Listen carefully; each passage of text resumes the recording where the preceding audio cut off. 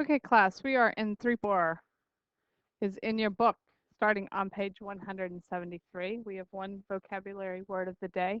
Today's word is slope, something you've talked about prior to arriving in my class. Here's a formal definition. Slope of a non-vertical line is the ratio of the vertical change, the rise, to the horizontal change, which is the run, between any 2 points on the graph. So you can pick any 2 points you want. Find the change in y divided by the change in x, and you will find your slope. Slope is always represented by the letter m. So most often when you hear me talk about slope, you're going to hear me use these words: rise over run. Rise goes up and down, which is our y value. Run goes left to right, which is our x value. Okay? So our goal of the day, our objective, is to find the slope of a line and then also interpret slope as a rate of change. So again, reinforcing slope here, change in y divided by change in x. And in this case, this formula, which is kind of hidden down here at the bottom, so I'm going to rewrite it. M means slope, y2 minus y1 divided by x2 minus x1. So applying that slope, first of all, we have to think about special lines, and special lines would be, for example, a flat line, which is a slope of 0, meaning it's horizontal. Up and down vertical line is undefined. Something you're going to hear me say all year long: 0 divided by any number is equal to 0. Any number divided by 0 is equal to undefined. Okay, so when you're doing your math, you need to know the difference, because if you end up with this and you write undefined, it would be wrong. So be sure you get these down in your notes. 0 divided by any number, 0. Any number divided by 0, undefined. Remember, we always read a graph from left to right, just like we would read a book. If it is increasing, if y is increasing as x is increasing, it is considered to be positive.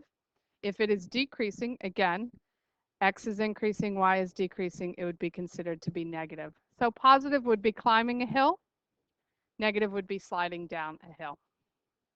So in this example, I don't have directions here, but I have 2 points, and I want you to find the slope. So I want you to know how to do it using the formula, but I also want you to know how to do it when you have a graph. And simply counting is one way of doing it. My slope, again, is my change in y divided by my change in x. So if I pick any 2 points, like here, if I start here, how many am I going left to right? I'm going 1, 2, 3 steps. That's my x. I went over 3 steps, and then I'm going up my y, 1, 2, 3, 4. So my slope in this case is 4 over 3. Going left to right, it is increasing, so it is positive. I don't have to write the positive sign, but if it helps you, remember to put that in there.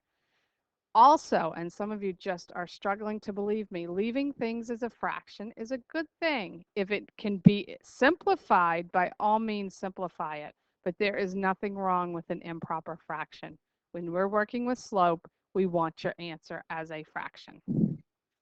So moving on here to our first example on 173, it says find the slope of the line that passes through these 2 points.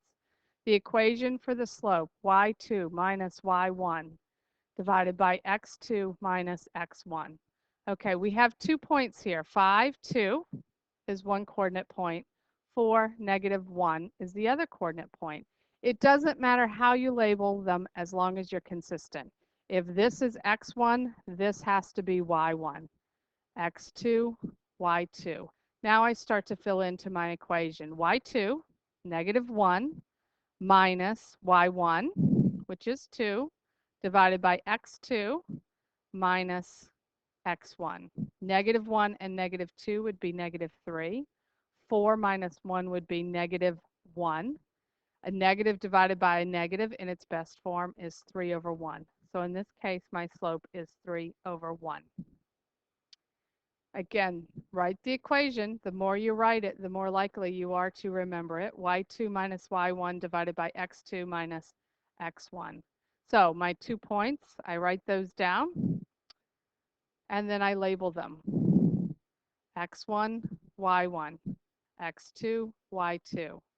Go back to my equation and I start substituting in.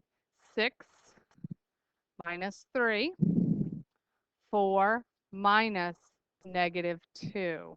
6 minus 3 is easy. 4 minus a -2 really is 4 plus 2. So I end up with 3 over 6 in its best form, simplest form, 1/2.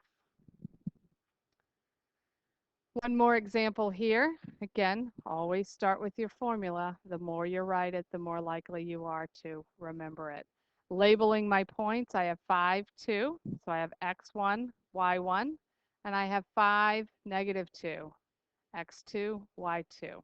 So here's my equation. M equals y2 is -2 minus y1. 5 is my x2 minus my x1.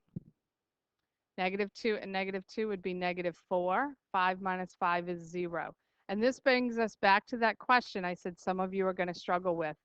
I'm not done here. This has to either be 0 or undefined. If you're not sure, go back a few pages, look in your notes. Any number divided by 0 is undefined. Any number divided by 0 is undefined. So where am I here? In this case, it's going to be undefined. We are going to skip that one for now. We'll work one more example here. You're going to see these when you get to some of the other problems. In this case, it says find the value of x or y so that the line passing through the given point has the given slope. So here's my equation. Always start by writing that down. And we're going to start to fill in what we know in our equation. I have 2 points over here, so I have an x1 and a y1, an x2 and a y2. My slope is right here. So in this case, my slope is 3 over 5. y2 is my unknown. y1 is 4. x2 is -5. x1 is 5. So now let's simplify if we can. We can leave this side. Nothing I can do here. -5 and -5 would be -10. This should look familiar. It's working with ratios turned into a proportion using cross product. 3 times 10 would be -30. My other cross product, numerator times the denominator. We're going to have a distributive property here. So 5 times y minus 4. -30. If I distribute, 5 times y is 5y. 5 times -4 would be -20. Looking to get like items on the same side, I'm going to add 20 to both sides. -10 equals 5y. Divide each side by 5, and the value of y would be -2.